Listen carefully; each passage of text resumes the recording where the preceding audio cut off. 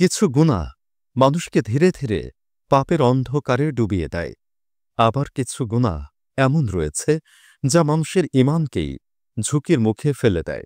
কিন্তু এমন কিছু কাজও আছে যেগুলো করলে একজন মানুষ ইসলামের গণ্ডি অতিক্রম করে ফেলে, অথচ সে হয়তো বুঝতেই পারে না সে কি ভয়ঙ্কর অবস্থার মধ্যে পতিত হয়েছে। রাসূলুল্লাহ সাল্লাল্লাহু আলাইহি ওয়াসাল্লাম আমাদের সামনে এমনই তিনটি ভয়াবহ কাজের কথা তুলে ধরেছেন, যেগুলোর পরিণতি শুধু গুনাহ নয়, বরং তা মানুষকে দিন থেকে মুক্ত করে দেয়।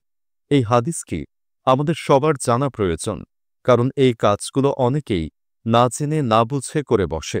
তাই আমাদের প্রত্যেকেরই এই তিনটি কাজ সম্পর্কে জানা, বোঝা এবং সতর্ক থাকা অপরিহার্য। চলুন সেই হাদিসটি শুনে নেই।